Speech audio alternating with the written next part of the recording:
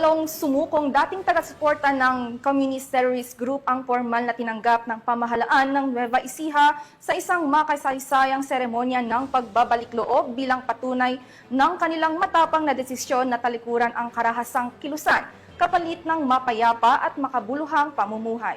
Patrolwoman Janice Bulahaw sa report.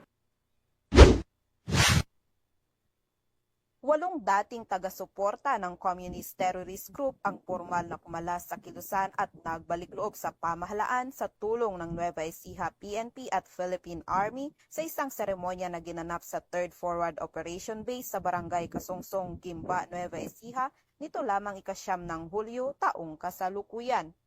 Ang aktibidad ay pinangunahan ng mga tauhan ng 2nd Provincial Mobile Force Company ng Nueva Ecija Police Provincial Office sa ilalim ng superbisyon ni Police Lieutenant Colonel Warley C. Bitog, Force Commander.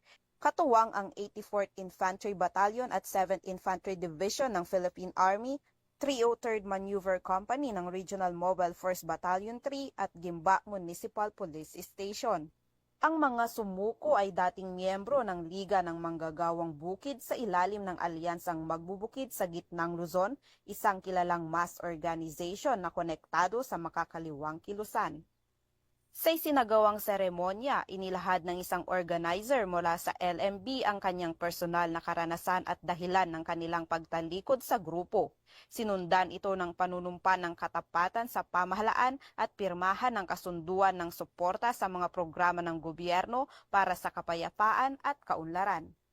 Bilang bahagi ng Community Outreach Program ng Police Regional Office 3 na mahagi rin ng mga relief pack sa mga kalahok bilang tulong sa kanilang pagbabalik sa normal at mapayapang pamumuhay.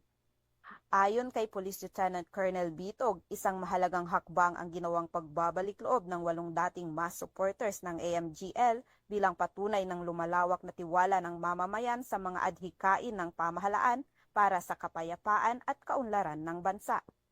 Patuloy ang pagtutulungan ng PNP at AFP upang hikayatin ang iba pang kasapi ng mga makakaliwang grupo na tumalikod sa marahas na ideolohiya at yakapin ang landas ng pagkakaisa, katahimikan at pag-unlad ng komunidad.